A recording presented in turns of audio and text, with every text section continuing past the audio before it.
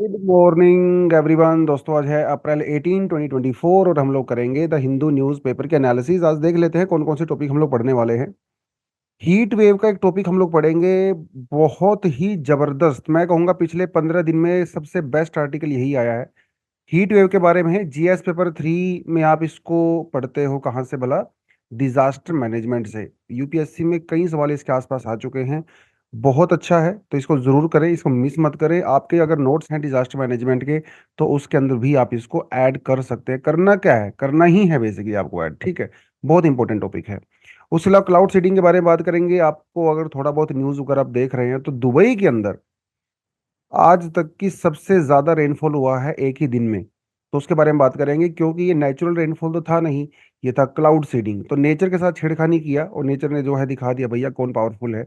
तो दुबई के अंदर बात करेंगे थोड़ा सा क्लाउड सीडिंग के बारे में। अच्छा आर्टिकल है ये भी, प्रीलिम्स और मेंस दोनों ही पर्सपेक्टिव से इसको हम लोग पढ़ सकते हैं। मेंस के पर्सपेक्टिव से यहाँ से काफी इंपॉर्टेंट चीज आती है, क्लाउड सीडिंग क्या होती है, इसके मेथड क्या क्या होते हैं, इसके इम्पैक्ट क्या क्या होते हैं। तो इस तरह के क्वेश्चंस एग्जाम में पूछे जा सकते हैं मेंस में, जीएस पेपर 3 से भी, 1 से भी। उसके अलावा इंडिया और बांग्लादेश के बीच में कुछ एनक्लेव्स थे, उनके बारे में बात करेंगे। अच्छा आर्टिकल है, पहले हम लोगों ने इसको नहीं किया है। एनक्लेव क्या होते हैं इसकी थोड़ी हिस्ट्री जानेंगे, को थोड़ा कॉन्सेप्ट के बारे में बात करेंगे। जो लैंड बॉर्डर अग्रीमेंट हुआ था इंडिया और बांग्लादेश के बीच में 2015 में, उसके बारे में बात करेंगे। अच्छा आर्टिकल है ये भी, मेंस के पर्सपेक्टिव से ही अच्छा आर्टिकल है। उसके अलावा ये जो आर्टिकल है, ग्रेट इंडियन बस्टर्ड और सुप्रीम कोर्ट, ये थोड़ा सा रिपीटेड है, लेकिन रिवीजन के पर्पज के लिए मैंने इसको यहाँ पे ऐड किया है। उसके अलावा एक दो एडिशनल आर्टिकल भी अच्छे हैं, आप उसको भी पढ़ सकते हैं। लेकिन वीडियो को आगे जाने से पहले लाइक किया करो पहले तो, ठीक है। नीचे कमेंट सेक्शन में hi hello good morning good evening कुछ ना कुछ कर ही सकते हो, थोड़ी अटेंडेंस टाइप का हो जाएगा आपका, ठीक है।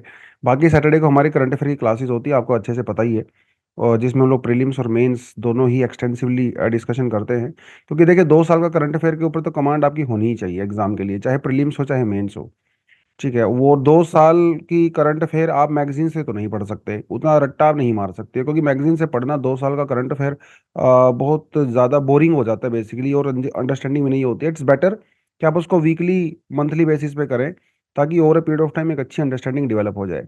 तो ये क्यूआर कोड यहाँ पे दिया हुआ है, इस क्यूआर कोड को स्कैन करके आप उसको ज्वाइन कर सकते हैं। चलिए बढ़ते हैं सीधा पहले टॉपिक पे। और पहला टॉपिक है on India's heat action plan.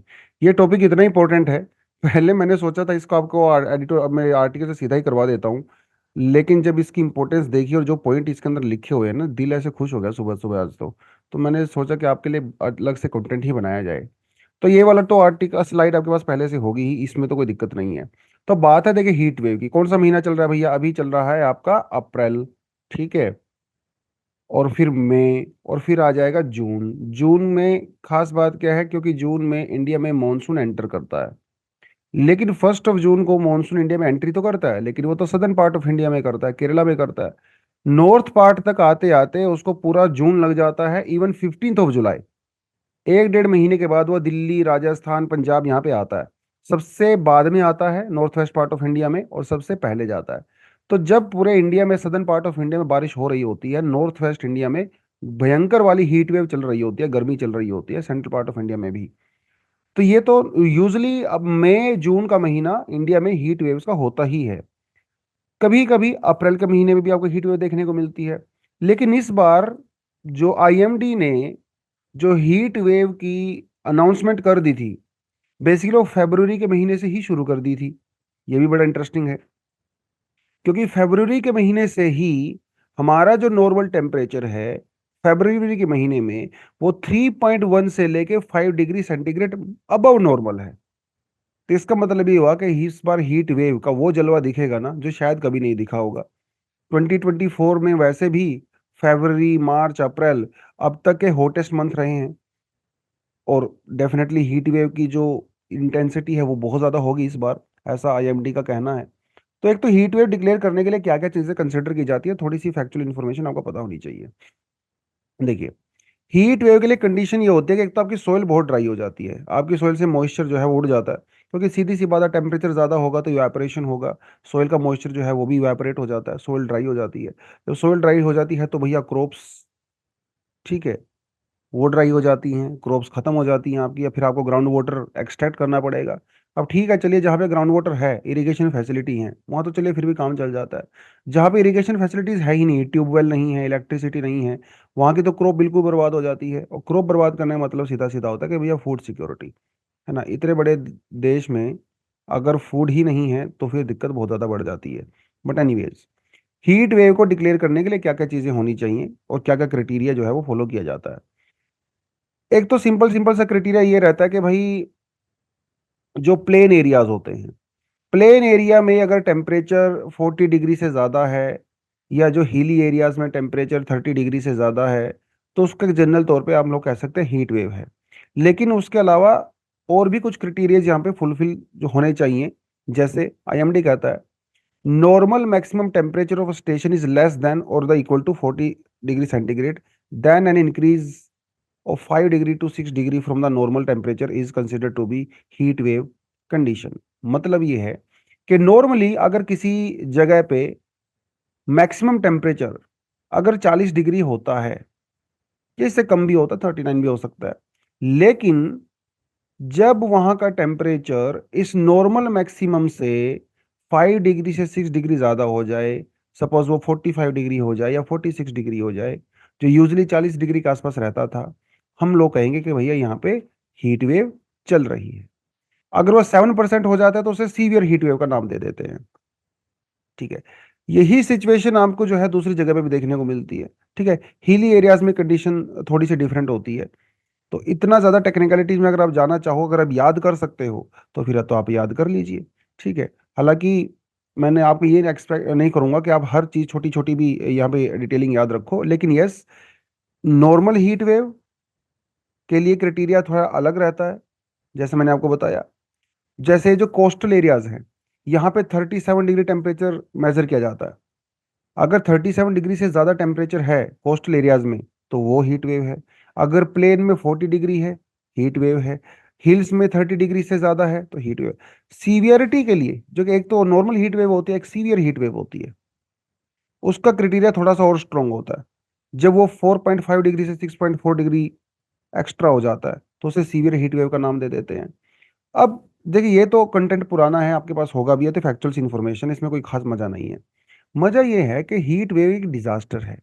ठीक है, और डिजास्टर भी नहीं है, डिजास्टर से पहले हजार्ड होता है। आपको इन आज ना इन दो टर्म का मीनिंग बता देता हूँ। ये वर्ड आपने काफी सुना होगा, हजार्ड, और एक आपने वर्ड सुना होगा डिजास्टर। देखिए, डिजास्टर कुछ भी हो सकता है। डिजास्टर वो चीज होती है which has a potential to harm you.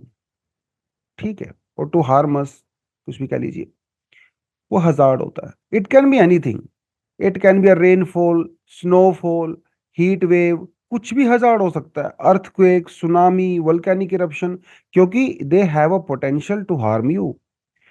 अब उनके पास तो पोटेंशियल है हार्म करने का, लेकिन आपके पास पोटेंशियल है उस हार्म को डील, उसके साथ डील करने का। तो अगर कोई हजार्ड होता है और अगर आप उसके साथ डील कर सकते हो, अगर आपके पास उसको डील करने की कैपेसिटी है, तो वो हजार्ड डिजास्टर में कन्वर्ट नहीं होता है। डिजास्टर वो होता है जिससे लॉस ऑफ लाइफ और लॉस ऑफ प्रॉपर्टी और एसेट्स होता है। तो हजार्ड भी बन सकता है डिजास्टर, अगर हमारे पास उसको डील करने की कैपेसिटी नहीं है तो।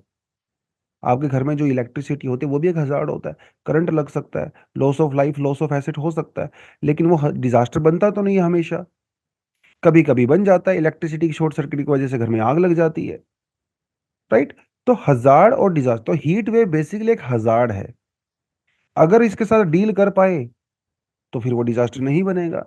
बट अनफॉर्चुनेटली जिस तरह का हमारा सिस्टम है, हमारे पास रिसोर्सिस की कमी है, यूजली आपको हीट वेव हर साल किसी ना किसी फॉर्म में इंडिया में किसी ना किसी जगह पे डिजास्टर बनते हुए आप देखते ही हो। खैर, उसको डील करने के लिए क्या होता है, डिजास्टर जो हीट वेव है इसको डील करने के लिए हीट एक्शन प्लान्स बनाए जाते हैं, स्टेट लेवल पे, डिस्ट्रिक्ट लेवल पे और सिटी लेवल पे। नेशनल लेवल पे नहीं है। नेशनल लेवल पे तो हमारे पास एनडीएमए है ही, नेशनल डिजास्टर मैनेजमेंट अथॉरिटी, जो सारी चीजों को डील करता है, मिनिस्ट्री ऑफ होम अफेयर्स के अंदर में होता है, वो तो अलग से है। लेकिन क्योंकि डिजास्टर मैनेजमेंट प्राइमरीली एक स्टेट के अंडर में आता है, सेंट्रल गवर्नमेंट तभी इंटरवीन करती है जब वो डिजास्टर बहुत बड़ा हो गया हो और उसे national calamity, national disaster declare किया गया हो। अदरवाइज स्टेट अपने हिसाब से उसको हैंडल कर लेता है मोस्ट ऑफ द टाइम। तो स्टेट लेवल पे, डिस्ट्रिक्ट लेवल पे और सिटी लेवल पे एक प्रोफाइल बनाई जाती है वहां की हीट वेव का। तो ये इस तरह के हीट एक्शन प्लान छोटे छोटे जगह पे बनाए जाते हैं, स्टेट, डिस्ट्रिक्ट और सिटी। इसका एम क्या होता है? इसका एम होता है स्ट्रेटजी बनाना। और जैसे दिल्ली में हीट वेव है, चंडीगढ़ में भी हीट वेव है, भोपाल में हीट वेव है, तो हर म्यूनिसिपैलिटी या किसी पर्टिकुलर डिस्ट्रिक्ट के अंदर हीट वेव है, तो अपनी स्ट्रेटेजी बनाती हैं। वो इनका काम होता है हीट एक्शन प्लान का। ठीक है। ये वहां की प्रिपेयर्डनेस को चेक करता है कि भैया हीट वेव से डील करने के लिए क्या क्या प्रिपरेशन होती है और उसके नेगेटिव इम्पैक्ट को कैसे मिनिमाइज किया जा सकता है। और ये जो प्रिपेयर्डनेस वाला काम होता है ना, ये डिजास्टर से पहले होता है। देखिए, डिजास्टर से डील करने की ना तीन स्टेज होती हैं। एक होती है प्री डिजास्टर, एक होती है ड्यूरिंग डिजास्टर और एक होती है पोस्ट डिजास्टर। ठीक है। प्री डिजास्टर के अंदर आती है आपकी प्रिपेयर्डनेस। पहले ही आपको तैयार होना है प्रॉपर, राइट। ड्यूरिंग डिजास्टर आप रेस्क्यू करते हो, आप आप जो है उनको रिलीफ का काम करते हैं। ठीक है, उस समय पे इवैक्यूएट किया जाता है लोगों को। ये ड्यूरिंग डिजास्टर वगैरह आप सब करते हो अलग अलग तरीके से। पोस्ट डिजास्टर में आप रिकंस्ट्रक्शन करते हो, रिहेबिलिटेशन करते हो, वो सब किया जाता है। प्री डिजास्टर में आप जो है प्रॉपर तरीके से प्रिपेयर्डनेस करते हो, हर चीजें तैयार करते हो, स्ट्रेटजी बनाते हो, राइट। वो सब चीजें डेटा वगैरह कलेक्ट करते हो, मैपिंग वगैरह करते हो, वो सब की जाती है। तो ये प्रिपेयर्डनेस वाला काम भी जो है यही करती है, एचएपी करती है। हीट एक्शन प्लान जो है उसके दौरान किया जाता है। स्ट्रेटेजी वगैरह बनाई जाती हैं। Measures to prepare, address, recover from the heat wave, ये भी डिसाइड किया जाता है कि हीट वेव के बाद में कैसे रिकवर करेंगे। ये सब इसका बेसिकली काम होता है। Apart from that, data collect करता है कि भैया मेरी, मान लो आप डीएम हो, कहीं पे आप डिस्ट्रिक्ट कलेक्टर हो। डिस्ट्रिक्ट कलेक्टर डिस्ट्रिक्ट लेवल पे हाईएस्ट अथॉरिटी होती है रिपोर्ट करने के लिए। ठीक है, जो डिस्ट्रिक्ट मैनेजमेंट अथॉरिटी होती है डिजास्टर के लिए, यू आर द इंचार्ज। तो वहां आपकी डिस्ट्रिक्ट में हर साल या 2-3 साल के बाद हीट वेव आता ही होगा। तो पास हीट वेव के इवेंट्स, उनका डेटा कलेक्ट करना, वो भी एचएपी का ही काम होता है। उसके बाद वल्नरेबिलिटी प्रोफाइल बनाना कि आपके डिस्ट्रिक्ट में कौन से एरिया ज्यादा वल्नरेबल है। देखिए, हर आदमी को हीट वेव इक्वली इंपैक्ट नहीं करती है। अगर हीट वेव चल रही है तो मैं अपने घर में एसी चला लूंगा, तो मुझे कोई दिक्कत नहीं है। मेरे पास एसी वाली गाड़ी भी है, आराम से एसी वाले ऑफिस में जाके बैठूंगा। तो मेरी तो एक अलग तरह की वल्नरेबिलिटी है। लेकिन जो लोग ये सब नहीं अफोर्ड कर पाते हैं, झुग्गी झोंपड़ियों में रह रहे हैं, वो लोग ज्यादा वल्नरेबल हैं।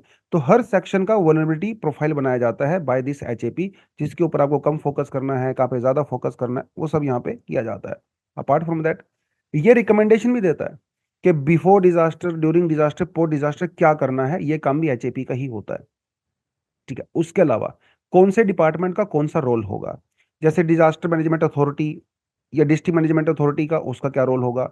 लेबर यूनियंस का क्या रोल होगा, लेबर मिनिस्ट्री का क्या रोल होगा, पुलिस का क्या रोल होगा, मेडिकल डिपार्टमेंट का क्या रोल होगा। ये सब रोल भी एचएपी के द्वारा बताए जाते हैं, क्योंकि देखिए डिजास्टर मैनेजमेंट ना एक टीम वर्क है। हर डिपार्टमेंट को यहाँ पे इन्वॉल्व होना पड़ता है। तो कोई तो उसके ऊपर से देखभाल करेगा ना, कोई तो उसको ऊपर से रेगुलेट करेगा, गाइडलाइंस देगा। वो एचएपी का काम होता है। तो एचएपी बेसिकली शॉर्ट टर्म और लॉन्ग टर्म दो तरीके से स्टेप्स ले सकती है। और कोशिश भी करती है वो कि हम लोग स्टेप लें, लेकिन कुछ ना कुछ तो कमी रह ही जाती है। तो शॉर्ट टर्म और लॉन्ग टर्म में हम एज एन एचपी क्या स्टेप ले सकते हैं to deal with the heat wave as a natural disaster. ठीक है। देखिए, पहला काम होता है फोरकास्ट करना। ठीक है। पता लगाना कि भैया हीट वेव, ये काम तो बेसिकली आईएमडी कर देता है ना, पहले ही बता देता है कि भैया यहाँ पे इस बार हीट वेव सीवियर होगी नहीं होगी, तो वो काम उनका है। फोरकास्ट करने के लिए बहुत सारी टेक्नोलॉजी का यूज किया जाता है। तो फोरकास्ट मतलब फिर अर्ली वार्निंग सिस्टम वगैरह डेवलप किया जाता है पहले से ही। आप हफ्ते 2 हफ्ते भर पहले अगर ट्रेनिंग दे देते हैं और मतलब वार्निंग दे देते हैं, तो बेटर तरीके से डील कर सकते हो। पब्लिक को एजुकेट करना कैंपेनिंग वगैरह के थ्रू, मतलब जैसे अगर कहीं पे हीट वेव चल रही है तो लोगों को ये बताया जा सकता है भैया दोपहर के समय बाहर काम पे नहीं जाना है। ठीक है, सुबह और शाम पे काम पे जाना है। तो ये एक तरह से एक एजुकेशन कैंपेन ही हो गया लोगों को अवेयर करने के लिए। इस तरह की चीजें कर सकते, ये तो सिर्फ एक एग्जांपल है, बहुत सारे एग्जांपल हो सकते हैं। हीट वेव से बचने के लिए शेल्टर बनाने हैं। ठीक है, कूलिंग सेंटर्स बनाने हैं। एक बेचारा रिक्शा वाला 2 घंटे रिक्शा चला रहा है, ऊपर से हीट वेव चल रही है, 45 डिग्री टेम्परेचर है, तो वो तो बेचारा मर ही रहा है ना। तो कम से कम बीच में हम लोग हीट शेल्टर बना सकते हैं जहाँ पे पानी की सुविधा हो, ठीक है, ड्रिंकिंग वाटर साफ सुथरा हो, थोड़ा कूलिंग सेंटर हो, थोड़ा कूलर वूलर एसी वेसी कहीं पे चला हो, तो वो आदमी बेचारा वहाँ पे 10 मिनट 15 मिनट रेस्ट करके फिर आगे बढ़ सकता है अपने काम पे।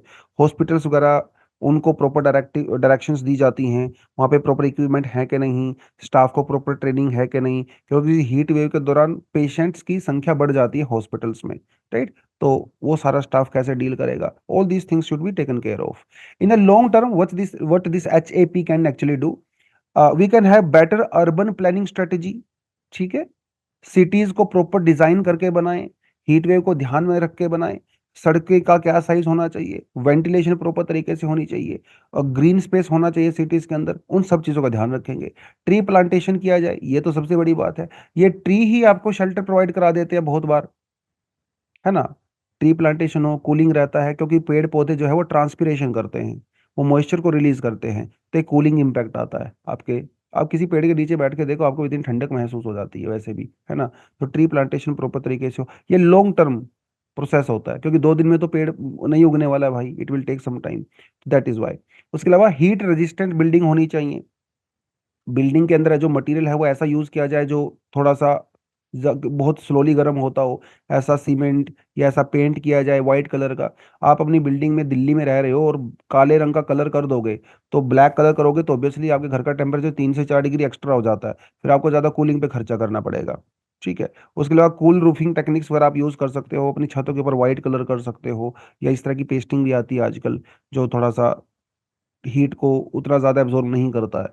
उस तरीके की आप जो है प्लानिंग वगैरह कर सकते हो, राइट। उसके अलावा we have so many stakeholders like government agency, health care providers, community organisations, emergency services वगैरह, एम्बुलेंस वगैरह, वो सब इनके साथ कोऑर्डिनेट करने का काम भी HAP का होता है। तो चीज़ें तो कितनी अच्छी अच्छी दे रखी हैं, ये सब सजेशंस आप अपने आंसर के अंदर बता सकते हो, ठीक है। अब इनमें से कुछ चीज़ें ऐसी होंगी जो pre disaster, post disaster, during disaster आप उसको कैटेगराइज कर सकते हैं, लेकिन यस, ये बहुत अच्छा कंटेंट है। ये तो मैंने बिल्कुल कीवर्ड की फॉर्म में दिया हुआ है, आप इसको थोड़ा इलेबोरेट कर सकते हो जब आप आंसर लिख रहे हो, ठीक है, एक आधा एग्जांपल बीच में पुट इन कर सकते हो। लेकिन ये सब तो करना चाहिए, लेकिन क्या ये एक्चुअली होता है, दोनों चीजों में बड़ा फर्क है। तो HAP भी हम लोगों ने एस्टेब्लिश कर लिया, सिटी लेवल पे, स्टेट लेवल पे, डिस्ट्रिक्ट लेवल पे, फिर भी क्या कमियां रह गई हैं, क्यों हर बार डिजास्टर के केस इतने ज्यादा आते हैं। कुछ तो लूप होल्स होंगे, कुछ तो चैलेंजेस होंगे, वो क्या है। नेशनल थ्रेशोल्ड नॉट एनफ, जो मैंने आपको क्राइटेरिया बताया था हीट वेव को डिक्लेयर करने का, वो एक नेशनल लेवल क्राइटेरिया है, ठीक है। लेकिन ये क्राइटेरियाज ना लोकल लेवल पे भी होने चाहिए, सिटी लेवल पे, स्टेट लेवल पे, डिस्ट्रिक्ट लेवल पे।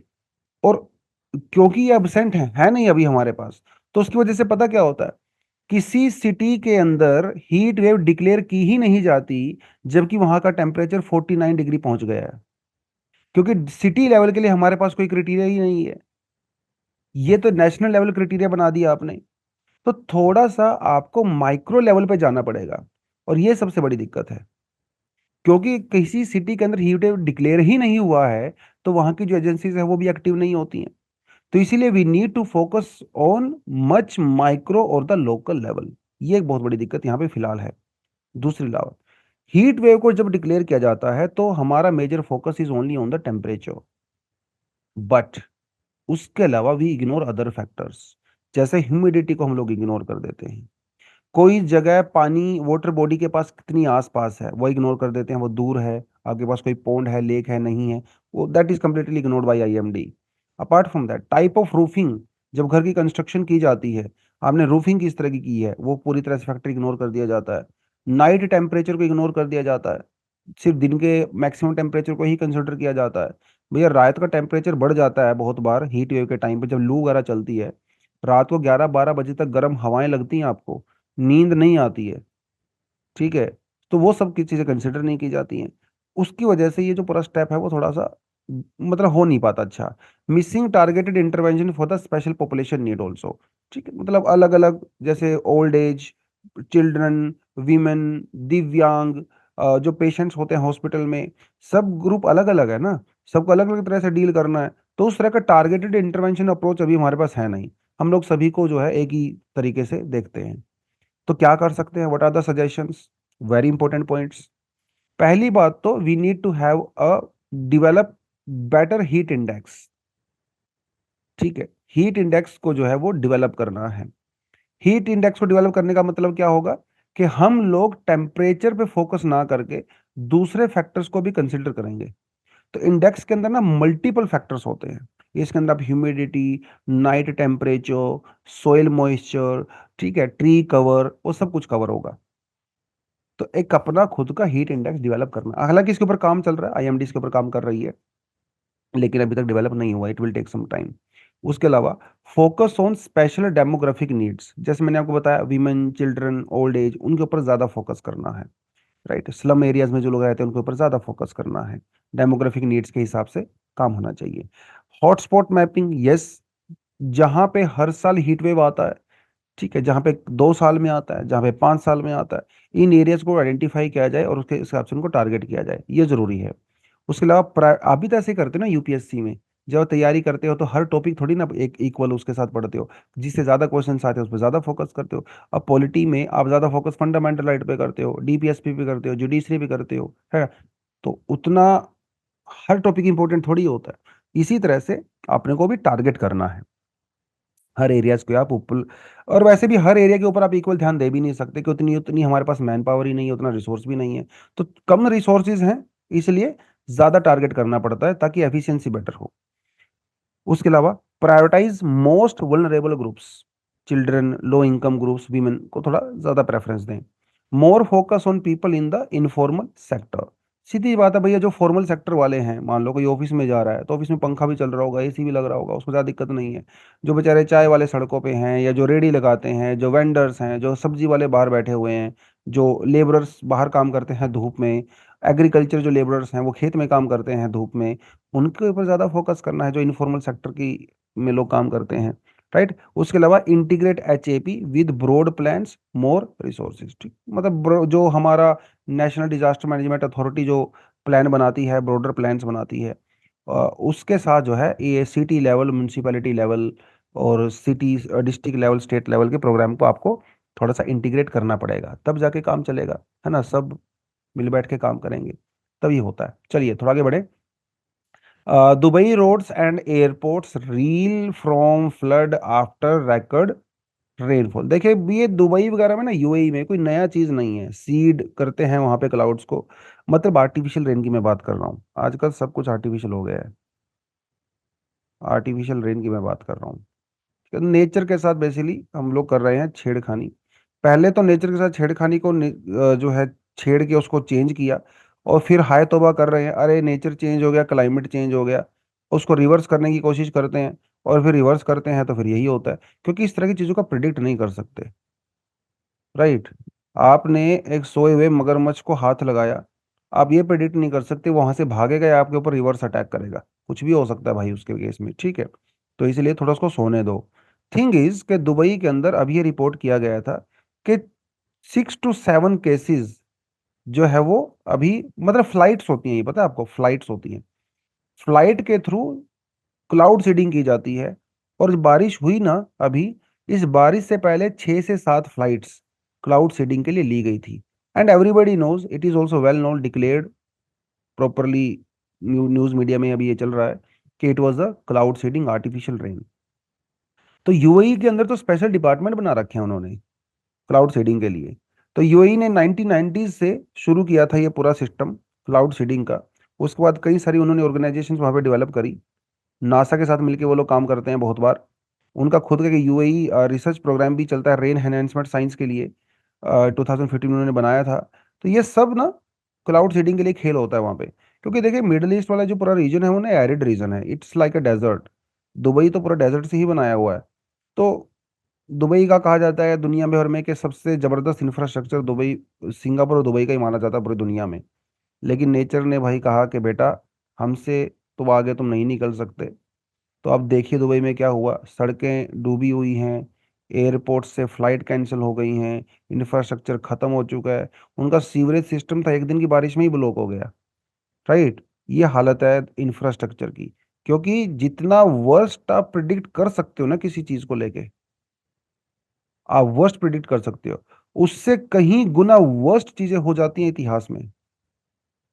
वर्स्ट से भी कहीं गुना वर्स्ट हो जाती है, एक नया वर्स्ट सेट हो जाता है जो आपकी इमेजिनेशन से परे होता है। जैसे मान लो फुकुशिमा का एग्जांपल बहुत बार लोग देते हैं। फुकुशिमा को दुनिया का सबसे सेफेस्ट न्यूक्लियर पावर प्लांट माना जाता था, क्योंकि जो वर्स्ट कंडीशन उन्होंने अपने कंप्यूटर मॉडल में सोची थी कि इससे बुरा नहीं हो सकता, ये बुरे से बुरा हो सकता है, लेकिन फिर उससे भी बुरा होगा जितना उन्होंने इमेजिन किया था। ठीक है, तो इतिहास में ऐसा ही होता है, हमारी लाइफ में भी ऐसा ही होता है। बुरे से बुरा हम लोग इमेजिन करके चलते हैं, राइट, लेकिन सबसे बुरा हो जाता है। अब कोविड 19 ही देख लीजिए, किसने इमेजिन किया था। हम जो बिजनेस करते हैं, तैयारियां करते हैं, इकोनॉमी के लिए प्लानिंग करते हैं, लेकिन इस तरह के चीज़ों के लिए तो हम लोग इमेजिन भी नहीं करते। कोविड 19 जैसी चीज़ आएगी, पूरी दुनिया बंद हो जाएगी, राइट। तो यही होता है बेसिकली। और डिजास्टर्स अपने नया बेंचमार्क सेट करते हैं। जैसे हम लोग लोग इंसान अपनी सक्सेस का नया बेंचमार्क सेट करता है ना, वैसे नेचर भी डिजास्टर्स का हर कुछ सालों में नया बेंचमार्क सेटअप करता है। तो ये तो बेसिकली क्लाउड सीडिंग के बारे में हमको थोड़ा आइडिया होना चाहिए। अब क्लाउड फॉर्मेशन कैसी होती है, ये तो आपने ज्योग्राफी में बिल्कुल सिंपल सिंपल पढ़ा ही होगा, राइट। जो सनलाइट आती है, वाटर गर्म होता है, इवेपोरेशन होता है, मॉइस्चर ऊपर जाता है जी, कंडेंसेशन होती है। पहले वाटर ड्रॉपलेट्स बनते हैं, वाटर ड्रॉपलेट मिलके आपस में वाटर ड्रॉप बनाते हैं, फिर वो नीचे आते हैं। ठीक है, वो नीचे आते हैं, रेनफॉल की फॉर्म में भी आ सकते हैं, स्नोफॉल की फॉर्म में भी आ सकते हैं।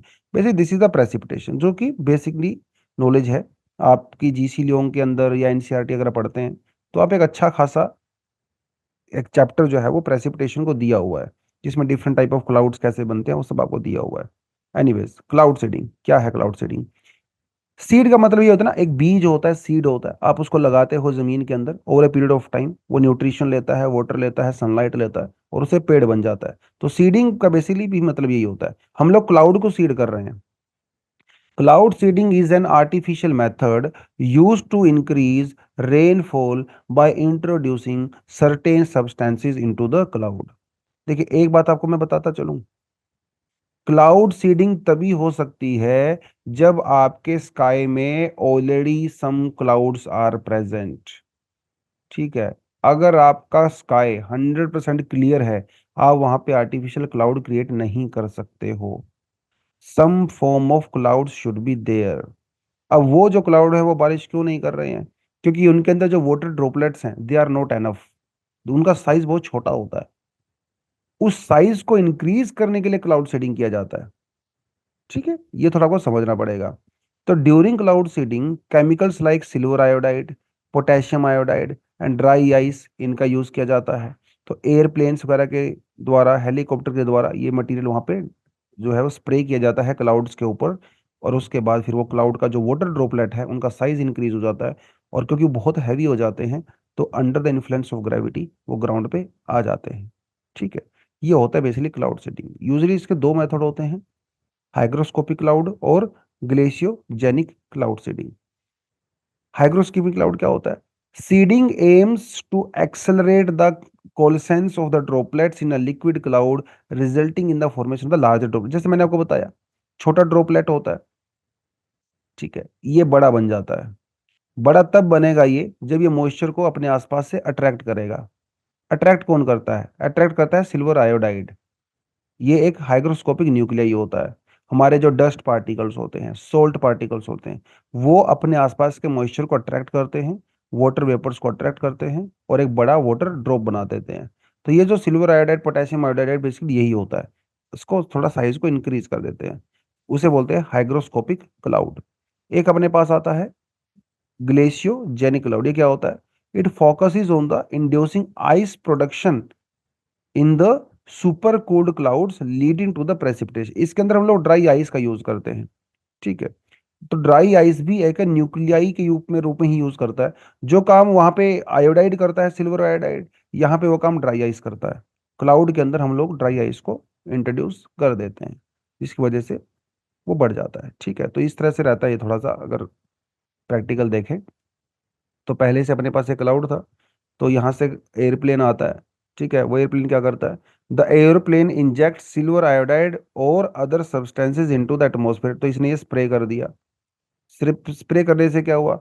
द केमिकल्स मिमिक, मिमिक्री करना, कॉपी करना किसी की, the particles that serve as the surface of the condensation that creates the water droplet. तो यूजली हमारे जो डस्ट पार्टिकल्स होते हैं, स्मोक होता है, सोल्ट पार्टिकल्स होते हैं, वो अट्रैक्ट करते हैं मॉइस्चर को कंडेंसेशन के पर्पज के लिए। तो यहाँ पे क्योंकि dust salt particles are not available in enough quantity, so their job is mimicked by the silver iodide and the potassium iodide. तो ये काम बेसिकली इसका होता है, this is your cloud seeding. अब इसके होते हैं इम्पैक्ट। किसी भी दुनिया में कोई भी ऐसी चीज नहीं बनी है जिसका सिर्फ और सिर्फ एक पॉजिटिव इम्पैक्ट होता है। कुछ ना कुछ नेगेटिव इम्पैक्ट चीजों का हो ही जाता है। अगर ज्यादा दूध पियोगे ना, दिन रात दूध पियोगे, उसका भी नेगेटिव इम्पैक्ट हो सकता है। दिन रात पढ़ाई करोगे, उसका भी नेगेटिव नेगेटिव इम्पैक्ट हो सकता है, पागल हो सकते हो आप। ठीक है। आपने देखा था मुन्ना भाई एमबीबीएस में, वो दिन रात पढ़ाई करता था, मुन्ना, और उसको गांधी जी दिखाई देने लगे, रातों की नींद हराम होगी बेचारे की। Right. In a positive way also, in a negative way also, हर चीज का इम्पैक्ट होता है। क्लाउड सीडिंग का पॉजिटिव इम्पैक्ट तो होता है, इसलिए तो क्लाउड सीडिंग कर ही रहे हैं। तो सीधी सी बात है, ड्रोट को रिड्यूस करने के लिए क्लाउड सीडिंग कर सकते, बारिश बारिश हो सकती है। आपकी सोइल का मॉइस्चर कम हो जाता है बहुत ज्यादा, बारिश होती है तो सोइल के अंदर मॉइस्चर आ जाता है, आपकी क्रॉप्स सेफ हो जाती हैं। फॉरेस्ट फायर वगैरह को प्रिवेंट करने के लिए डेफिनेटली इसका यूज कर सकते हैं। प्रेसिपिटेशन का तो कर ही सकते हैं, आपकी रेजर्वोयर्स, आपकी लेक्स वगैरह अगर ड्राई हो गई हैं तो डेफिनेटली वो भर जाती हैं दोबारा से।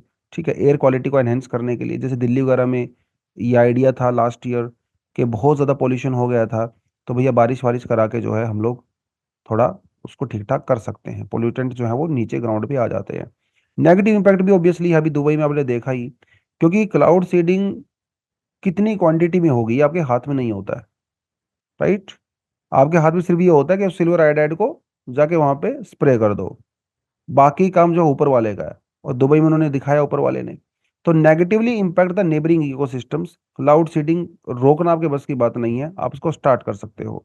Introducing seeding agents might impact the natural hydrological cycle and it may change the natural soil moisture level, ground water recharge and the river flow. अब छेड़खानी कर रहे हो ना तो हर चीज डिस्टर्ब होगी।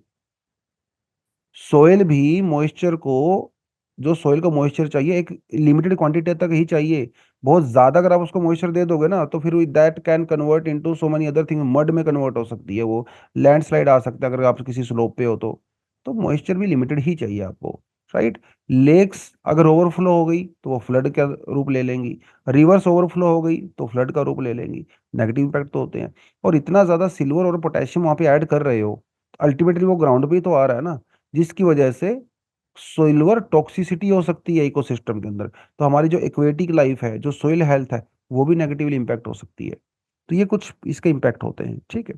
तो थोड़ा सा नेचर के साथ सस्टेनेबल वे में काम करें तो ज़्यादा बेटर है। थोड़ा आगे बढ़े। Polls come and go but enclaves residents remain in the time ram. ये क्या है खेल पूरे का पूरा, आपको थोड़ा सा मैं आइडिया दे देता हूँ। बात बेसिकली ऐसी है कि 2015 में से पहले क्या था। 2015 में बांग्लादेश के अंदर इंडिया की कुछ टेरिटरी थी। ठीक है। जैसे ये जो ऑरेंज कलर आपको दिखाई दे रहा है इधर से, ये इंडिया की टेरिटरी है। ये देखिए जरा यहाँ पे, ये इंडिया के गांव हैं। यहाँ पे जो जमीन है वो इंडिया की जमीन है, लेकिन चारों तरफ से बांग्लादेश के साथ घिरे हुए हैं। हर तरफ बांग्लादेश है, बीच में इंडिया। और ये जो ग्रीन वाले आपको नजर आ रहे हैं इधर से देखिए जरा, ये ग्रीन वाले पाक बांग्लादेश की टेरिटरी हैं, लेकिन चारों तरफ से इंडियन टेरिटरी से घिरे हुए हैं। इन्हें कहते हैं एनक्लेव। इन्हें कहते हैं एनक्लेव। मतलब आपके घर में इस तरह से 5 कमरे हैं, उनमें से बीच वाला मेरा है, और ये चारों साइड वाले आपके हैं। तो मेरा मकान या मेरा कमरा जो है आपके घर का एक के अंदर एक एनक्लेव है। वो मेरा ही है, सोवरेन है वो मेरा। ठीक है। आपका नहीं है, बट फिर भी चारों तरफ आपसे घिरा हुआ है। ऐसा ही कुछ हाल था उस समय पे। तो इन्हें कहते हैं एनक्लेव। 2015 में कुछ एनक्लेव इंडिया की तरफ आए, कुछ जो है वो बांग्लादेश की तरफ गए। लेकिन अभी तक इन लोगों को वो प्रॉपर अधिकार नहीं मिले हैं जो मिलने चाहिए थे। जो इंडियन एनक्लेव्स थे, उनका ये कहना है क्योंकि उनकी लैंड बांग्लादेश के पास चली गई, तो जब वो लोग इंडिया में आए थ्रू एन अग्रीमेंट, तो उनको ये उम्मीद थी कि उनकी ज़मीन उनको इंडिया में मिलेगी, लेकिन मिली नहीं। बहुत सारी सुविधाएं हैं जो उनको अभी तक नहीं मिलती हैं। इलेक्शन आते हैं, जाते हैं, नेताजी लोग जो है बड़े बड़े वादे करके आते हैं, ठीक है, वोट मांगते हैं, लेकिन सिचुएशन उनकी बहुत ज़्यादा इंप्रूव बेसिकली हुई नहीं, ऐसा उनका कहना है। तो इसको थोड़ा सा समझने के लिए हमें थोड़ा सा पीछे जाना पड़ेगा। और अच्छा, यहाँ पे थोड़ा पॉलिटिकल एंगल भी है।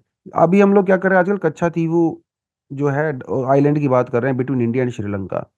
पॉलिटिकल पार्टीज जो है वो कांग्रेस पार्टी को, जो इंदिरा गांधी जी की इस जमाने में 1974 में कच्चा थी वो आइलैंड जब श्रीलंका को दिया गया था, उसको क्रिटिसिज्म कर रही हैं। अब वहीं जो IND इंडिया अलायंस है, बेसिकली जो इंडिया अलायंस, उनका कहना है कि भाई मोदी सरकार ने भी तो इतने सारे एनक्लेव जो है वो बांग्लादेश को दे दिए थे। बेसिकली इंडिया ने 17,161 एकड़ जमीन बांग्लादेश को दी, और बदले में 7,110 एकड़ जमीन हमने वहां से वापस ली। इसका मतलब इंडिया लॉस्ट अराउंड 10,051 एकड़। Now India alliance is saying कि भैया इंडिया ने इतनी टेरिटरी बांग्लादेश को दे दी, तो ये बहुत बुरा हुआ।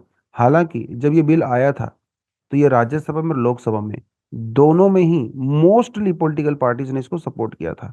लेकिन ठीक है, ये पॉलिटिक्स का खेल हमारे यहाँ पे चलता ही है। ठीक है, एनीवेज, थोड़ा सा इसकी हिस्ट्री अच्छा, इसकी हिस्ट्री बड़ी इंटरेस्टिंग है, आपको बताता चलूं। हालांकि इसके कई सारे वर्जन हैं, लेकिन एक वर्जन जो इंटरेस्टिंग वाला है, मजेदार वाला, वो ये कहता है कि एक ना बार ना दो राजा हुआ करते थे। दो राजा थे। एक राजा थे जो भैया वो एक साइड से थे, जो कि कूच विहार जो बांग्लादेश के अंदर है वहां से थे, ठीक है। और दूसरे राजा जो है बांग्लादेश वाली साइड से थे। तो वो दोनों लोग ना शतरंज खेल रहे थे, ठीक है। शतरंज मतलब समझे, चेस खेल रहे थे। और उस चेस में उन्होंने क्या किया, गांव को दांव पे लगा दिया, ठीक है। जो जीत रहा था उसको, चलो तुम्हें दो गांव दे दिए, तीन गांव, शर्त लगा दिया ना बैटिंग का, जैसे आजकल आप लोग IPL पे बैटिंग करते हैं, बहुत सारे लोग एक ड्रीम 11 की टीम बनाते हो आप ना, वो सब खेल लिया बेसिकली। तो they use to having this bet on the chess game. और उस समय उन्होंने ये गांव वगैरह को इस तरह से एक्सचेंज कर लिया था। That is one version of the story, interesting one. दूसरा वर्जन ये कहता है कि भैया मुगल टाइम में अ, मुगल आर्मी ने जब इन एरियाज को कैप्चर किया, तो इन एनक्लेव्स के अंदर कुछ बहुत पावरफुल जमींदार थे, और मुगल आर्मी उनको डिफीट नहीं कर पाई। Later on they had this agreement, they had the independent government. तो एक वर्जन ये कहता है। बाद में जब सब ब्रिटिशर्स के अंडर में आए, तो वो सब जो है यहाँ पे सिस्टम बहुत डेवलप हो गया। तो ये कुछ कुछ कहानी यहाँ पे चलती है। बट एनीवेज, तो हिस्ट्री थोड़ा सा बताते चलें अगर आपको, 4,000 से ज़्यादा की लैंड बाउंड्री इंडियन बांग्लादेश के बीच में है। और red Cliff, sir red Cliff ने जो है वो यहाँ पे वेस्ट पाकिस्तान, ईस्ट पाकिस्तान में 1947 के पार्टीशन के टाइम पे ये सब किया था। लेकिन ये एनक्लेव्स जो है वो तब भी ऐसे ही रह गए थे। और देखिए, सीधी सी बात है भाई, एक इंडिया का एनक्लेव बांग्लादेश में है, आसपास सब बांग्लादेश की टेरिटरी है, तो उनको सुविधाएं तो नहीं मिलेंगी। अब इंडियन गवर्नमेंट दिल्ली में बैठ के उस एनक्लेव में तो सुविधाएं देनी नहीं जाएगी। तो यहाँ पे स्कूल नहीं थे, ठीक है, यहाँ पे इलेक्ट्रिसिटी नहीं थी, कोई सुविधा इनको थी नहीं बेसिकली। बहुत ही खराब जीवन इनका जा रहा था। थोड़ा बहुत खेती बाड़ी करते थे बेचारे, बस जी रहे थे किसी ना किसी तरह से। सरकारी नौकरी नहीं थी, इवन ID कार्ड तक भी इनके पास नहीं थे। वो हालत थी। तो 1974 में इंदिरा गांधी की सरकार ने उस समय के जो बांग्लादेशी प्राइम मिनिस्टर थे, शेख मुजीबुर रहमान जी, उनके साथ कुछ डील करने की कोशिश की थी कि थोड़ा सा भी इन्हें एनक्लेव्स का एक्सचेंज कर लेते हैं। तो बात तब से चल रही है, लेकिन तब बात बन नहीं पाई। लेकिन वो बात आगे बढ़ते बढ़ते बढ़ते बढ़ते फिर 2011 में आई। और फिर PM मनमोहन सिंह जी जब थे और शेख हसीना जी के बीच में भी एक अग्रीमेंट होने की बात हुई। बट फिर कुछ पॉलिटिकल रीजंस की वजह से वेस्ट बंगाल की जो गवर्नमेंट थी उस समय, उन्होंने मना कर दिया। वो सब चीज़ें हुई, उनको कन्विंस नहीं कर पाए। लेकिन फिर 2015 में जो है मोदी जी आई। अब इन्होंने पूरा पॉलिटिकल कैंपेन चलाया, जितनी अपोजिशन पॉलिटिकल पार्टी थी सब कॉन्फिडेंस में लिया, इंक्लूडिंग वेस्ट बंगाल की गवर्नमेंट जो थी उस समय पे। तो सारा कुछ उन्होंने डील वील करके, तो बांग्लादेश की counter part PM Sheikh Hasina के साथ उन्होंने कहा कि भाई चलिए एक अग्रीमेंट कर लेते हैं, हमारे यहाँ पे पॉलिटिकल पार्टीज मान गई हैं। तब जाके एक लैंड बॉर्डर अग्रीमेंट जो है हम लोगों ने किया, और जिसके अंदर 162 एनक्लेव्स को जो है इधर से उधर एक्सचेंज किया गया। जिसमें से 111 एनक्लेव्स जो थे वो बांग्लादेश को ट्रांसफर किए गए। 51 जो एनक्लेव्स थे वो इंडिया को एनक्लेव की जो है वो इंडिया को ट्रांसफर कर दिए गए। उसके अलावा जो लोग वहाँ पे रह रहे थे उनको ये फ्रीडम ऑफ चॉइस दिया गया था कि आप बांग्लादेश के अंदर रहना चाहते हो या इंडिया के अंदर रहना चाहते हो। उसमें से बहुत सारे लोग जो है इंडिया में आए, जैसे 14,000 15,000 के लगभग जो बांग्लादेश या एनक्लेव के अंदर लोग रहते थे उन्होंने इंडियन सिटीजनशिप को लिया। हालांकि 36,000 लोगों ने बांग्लादेशी नेशनलिटी को सिटीजनशिप को लिया। तो ये एक अच्छा खासा सिस्टम बेसिकली यहाँ पे ये सब चल रहा था। तो ये है बेसिकली पूरी एनक्लेव की थोड़ी सी कहानी। अभी सिनेरियो वहाँ पे क्या है, सिनेरियो तो यही है, आधार कार्ड तो लोगों को मिल चुके हैं, बेसिक सुविधाएं उनको जो है मिल रही हैं, लेकिन उसके अलावा उनकी जो लैंड थी वो तो गई। राइट। अभी सरकारी नौकरियों वगैरह के अंदर वो इशू है। यहाँ पे एक इशू और भी है, CA का भी इशू है, यहाँ पे NRC का भी इशू है। ठीक है। तो कुछ लोगों का कहना है कि because they are coming from the Bangladesh and they came in 2015, तो CA की वजह से हो सकता है they can lose their citizenship. But वहाँ पे लोगों की इस बात की ज़्यादा चिंता नहीं है, क्योंकि उनका कहना है कि भाई हमें कोई फर्क नहीं पड़ता CA से, क्योंकि हम तो अग्रीमेंट के थ्रू आए हैं ना, दोनों कंट्रीज के बीच में। तो that is also one of the issue. चलिए थोड़ा आगे बढ़ें। Great Indian bustard and the climate action verdict. अभी आपको ये पता ही होगा, मैंने 2 हफ्ते पहले भी टॉपिक करवाया था कि एक नया फंडामेंटल राइट ऐड कर दिया गया है बाय सुप्रीम कोर्ट। ठीक है। एक नया फंडामेंटल राइट ऐड कर दिया गया है। वो फंडामेंटल राइट ये कहता है दैट, अच्छा चलो थोड़ी सी स्टोरी आपको बता देता हूँ, फिर एकदम से कंक्लूजन पे हम लोग नहीं जाएंगे। ठीक है। तो स्टोरी है बेसिकली ये ग्रेट इंडियन बस्टर्ड के बारे में। स्टोरी वहां से शुरू हुई। और ग्रेट इंडियन बस्टर्ड क्या है, ये दुनिया का लार्जेस्ट बर्ड है जो फ्लाई कर सकता है। और ये माइग्रेटरी बर्ड है, काफी ज्यादा दूर दूर से आता है, 15 किलो तक का वेट इसका हो सकता है। 4 मीटर तक की 4 फीट तक इसकी हाइट हो सकती है। ड्राई ग्रासलैंड में रहता है, इंडियन सब कॉन्टिनेंट में ही पाया जाता है। ओमनीवोर है भैया, कुछ भी खा लेता है। राइट। वो तो इसकी कहानी हो गई। राजस्थान, गुजरात, मध्य प्रदेश, कर्नाटक वगैरह में वो मिलता है। राजस्थान गुजरात के अंदर थोड़ी पॉपुलेशन इसकी ज़्यादा पाई जाती है और क्रिटिकली एंडेंजर्ड है। तो 150 के आसपास ही बर्ड इंडिया में है। पाकिस्तान के अंदर भी थोड़े बहुत सही हैं, हालांकि वहाँ से बहुत कम हो गए हैं, और wild life protection act schedule 1 में है। अब कहानी यहाँ से शुरू होती है कि भैया ग्रेट इंडियन बस्टर्ड, जो कि लगभग लगभग इंडिया में ही सरवाइव कर रहा है, तो ये बहुत सेंसिटिव बर्ड है, इसकी प्रोटेक्शन करना हमारी जिम्मेदारी है। राइट। नाउ थिंग इज कि ग्रेट इंडियन बस्टर्ड की लार्ज स्केल पे डेथ हो रही थी। ठीक है। डेथ क्यों हो रही थी? क्योंकि जो पावर लाइंस होती हैं, पावर लाइंस, जो सोलर पावर प्लांट वगैरह हम लोग लगाते हैं, उनकी जो पावर लाइन होती है, वहां पे ये बेचारे ट्रैप हो जाते हैं, फंस जाते हैं, एंटेंगल हो जाते हैं, उनकी डेथ हो जाती है। क्योंकि ग्रेट इंडियन बस्टर्ड का जो फ्रंट विजन होता है वो थोड़ा वीक होता है, साइड वाला जो है विजन थोड़ा सा स्ट्रोंग होता है। और इंडिया में राजस्थान और गुजरात, यहीं पे सबसे ज्यादा सोलर पावर प्लांट लगाए गए हैं और विंड पावर प्लांट लगाए गए हैं। राइट। अब इसको लेके 2019 में कुछ PILs फाइल की गई थी सुप्रीम कोर्ट में, और ये कहा गया था कि साहब ग्रेट इंडियन बस्टर्ड को बचाने के लिए कुछ करिए। और ये जो पावर लाइंस वगैरह हैं, ये एक हजार्ड है जिससे इनकी डेथ होती है कोलिजन वगैरह से। आप इसके लिए कुछ ना कुछ करिए। सुप्रीम कोर्ट को लगा यार ये तो बड़ा सेंसिटिव मैटर है। सुप्रीम कोर्ट भी थोड़ा सा ज्यादा सेंसिटिव हो गया, और सुप्रीम कोर्ट ने कहा भैया there is a complete blanket ban, complete बंद कर दो ओवरहेड लाइंस को। तो मतलब जो जो पोल्स होते हैं, यहाँ पे जो लाइन जाती है इलेक्ट्रिसिटी वाली, इसको पूरी तरह से बंद कर दो, और ये पूरी की पूरी पावर लाइन अंडरलाइन बिछा दो। सुप्रीम कोर्ट ने थोड़ा सा भावना में बह के कह दिया, ओवर सेंसिटिव होके कह दिया। अब ये बात सरकार को थोड़ा ठीक नहीं लगी। गवर्नमेंट ने अपना जो पक्ष था, आर्गुमेंट था, बड़ा स्ट्रांगली सुप्रीम कोर्ट में रखा, और गवर्नमेंट ने कहा कि साहब हम लोग सोलर पावर प्लांट या विंड प्लांट्स को बंद नहीं कर सकते। सीधी सी बात तो ये है, क्योंकि हमारा पेरिस अग्रीमेंट के अंदर कमिटमेंट है। राइट। हमारा NDC है कि हमें कार्बन एमिशन को रिड्यूस करना है। तो सोलर प्लांट और विंड पावर प्लांट को तो बंद नहीं कर सकते, पहली बात ये। दूसरी बात ये कि ये जो पावर लाइंस हैं, ये इकोनॉमिकली फीजिबल है। अंडरग्राउंड केबल बिछाना इतना ज्यादा एक्सपेंसिव है कि वो इकोनॉमिकली फीजिबल ही नहीं है। इलेक्ट्रिसिटी इतनी महंगी हो जाएगी, लोग उसको अफोर्ड ही नहीं कर पाएंगे। तो that is also not possible. Apart from that, जो ग्रेट इंडियन बस्टर्ड की डेथ हो रही है, वो सिर्फ पावर लाइन्स की वजह से नहीं हो रही है, उनकी पोचिंग भी होती है, हैबिटाट डिस्ट्रक्शन भी होता है, नेचुरली प्रिडेशन भी होता है, उसकी वजह से भी डेथ होती है। जो जंगली कुत्ते होते हैं वो भी ग्रेट इंडियन मछली को कंज्यूम करते हैं, काफी लार्ज स्केल पे करते हैं बेसिकली। तो जब उन्होंने ये बताया सुप्रीम कोर्ट को, सुप्रीम कोर्ट को लगा ये बात तो गवर्नमेंट की भी ठीक है, इतना ज्यादा मुझे टाइट नहीं होना चाहिए था। तो फिर सुप्रीम कोर्ट ने कहा कि चलिए ठीक है, हम आपकी बात कुछ हद तक मान लेते हैं। और सुप्रीम कोर्ट ने बेसिकली एक एक्सपर्ट कमेटी भी बनाई है, और एक्सपर्ट कमेटी थोड़ा वहाँ पे ऑब्जर्वेशन वगैरह करेगी, और फाइनली जुलाई 2024 की डेट रखी हुई है, तब जाके सुप्रीम कोर्ट अपना फाइनल जजमेंट इस पूरे केस में सुनाएगी। ठीक है। लेकिन तब तक सुप्रीम कोर्ट ने ये कहा सेंसिटिव तरीके से कि राइट, एक नया फंडामेंटल राइट हम लोगों ने आइडेंटिफाई किया, कोर्ट ने।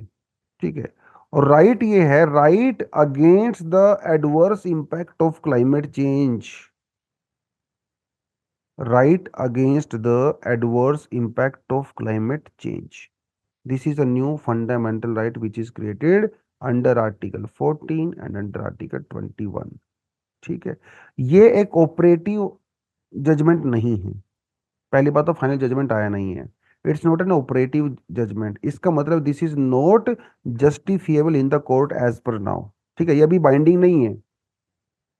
ठीक है, ये एक इंस्ट्रूमेंटल है, अभी एक गाइडलाइंस के तौर पे आया है, और जस्टिफिएबल होगा कि नहीं होगा वो आपको फाइनल वर्डिक्ट में पता चल जाएगा। राइट। तो फिलहाल ये मामला यहाँ पे चल रहा है, अभी एक कोर्ट में मामला सब जुडिस है। राइट।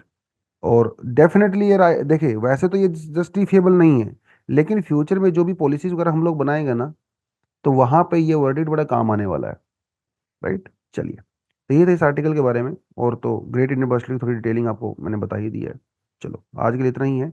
कुछ एडिशनल आर्टिकल हैं, मुझे एक दो आर्टिकल बड़े अच्छे लगे थे, ये वाला खासकर article, how can small scale farmers benefit from trees on farms. ये तो 100% हम लोग कल करेंगे, तो ये कल के लिए छोड़ देते हैं, इसका टाइम नहीं था। बाकी कुछ आर्टिकल आप जो है डेफिनेटली पढ़ सकते हैं। ग्रीन क्रेडिट प्रोग्राम मैंने पहले कवर किया हुआ है क्लास में, तो इसलिए मैं थोड़ा इसको छोड़ दिया है। कल अगर अच्छे आर्टिकल नहीं आए पेपर में तो इसको मैं इंक्लूड कर लूंगा, अगर अच्छे आर्टिकल आएंगे फिर इंक्लूड नहीं करूंगा। इसको थोड़ा सा पढ़ सकते हैं। तो चलिए आज के लिए इतना ही है बच्चों, thank you very much, all the best, जय हिंद, जय जवान, जय किसान।